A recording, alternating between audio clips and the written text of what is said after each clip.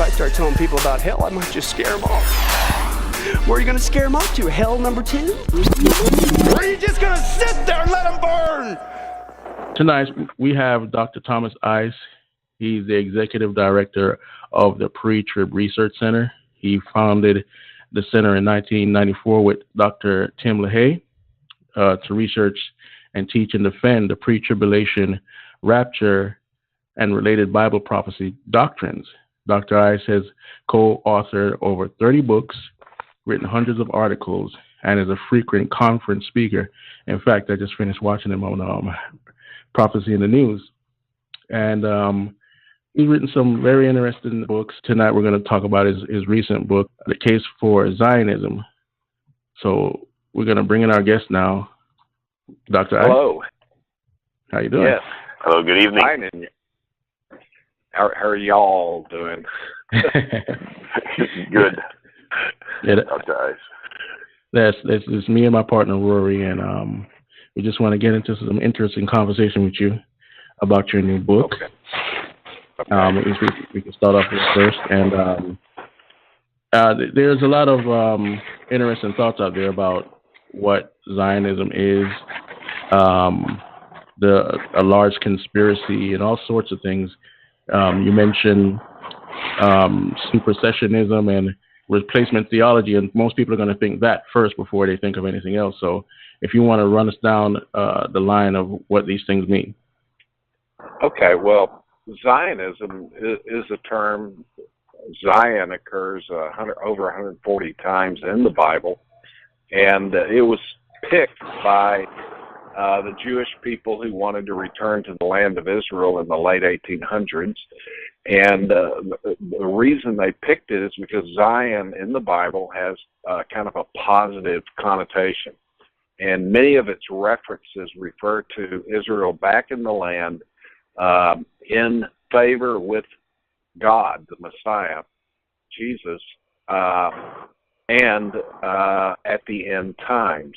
And so the Bible talks about the return of the Jews to the land, and every prophet except for Jonah, who's dealing with Gentiles there. And so it's something that the Bible talks a whole lot about, is the Jews returning to the land. And so that's why that term was selected. Now, before Christians, as early as the late 1500s, began to talk about the fact that the Jews were going to return to the land of Israel in the last days. And that was called restorationism. And when the term Zion was starting to be used by the Jews, then Christians started identifying themselves as Christian Zionists. Okay. Rory, you got any questions? Not so far.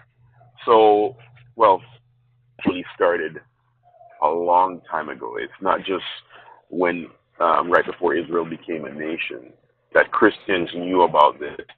Right. You had a few comments. Right. You had a few comments in the early church, but those people believed that the church had become the new Israel, and that's what developed into replacement theology. In other words, the church has forever replaced Israel. And there really wasn't much during the Middle Ages as well. And it was with the start of the Protestant Reformation where people began to, a combination of studying the Bible for themselves, because they were translating the Bible into their European languages and things, and going back and studying the original Greek and Hebrew. And so among the post-Reformation people, premillennialism sprang up very strongly in the early 1600s, especially among the Puritans, but among European Christians as well. And as a result, you had people saying, hey, the Bible teaches the Jews are going to return to the land one day, and they began to write books that make statements about that. And so that's about a 400 to 500-year-old strong belief within Protestantism that the Jews will return to the land, and especially in the United States. Almost all the Puritans who were the founders of American New England, for example, all believed in this, all believed in the restoration of Israel. Okay. I have a question, and it's sort of just a little out there, Okay. guys. And it is, how did the Catholic Church deal with what was happening? Or were they for it also? No, the Catholic Church certainly was not for the restoration of Israel, because they believe that they're the fulfillment of all of these promises to Israel that they've been. They invented replacement theology. They invented amillennialism, and they believed that the Catholic Church was fulfilling this. And that's why around 400, Augustine, who probably is one of the most influential guys in the church, well, he was one of the most influential guys in church history, developed what we call amillennialism, because the church up to that point had primarily been premillennial. And it was there in Alexandria, Egypt, where you began to have people who did not take the book of Revelation literally. In Revelation 20, where it talked about the 1,000-year reign of Christ.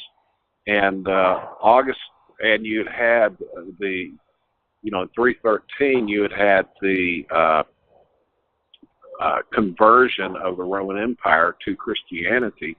And you had a tremendous time of church growth. Needless to say, shortly after that, you went from about 8% of the Roman Empire being Christian to like 98%. Talk about church growth. And of course, at the same time, you had all this heresy that started coming in because everybody was considered a Christian. And so they believed that they were fulfilling all of the future things. And therefore, over time, this becomes established, especially throughout the Middle Ages. And they believed that the Jews, the Catholic Church was killing Jews throughout the Middle Ages and various things. And they believed that the only reason God kept the Jews around was to show what happens if you reject Christ.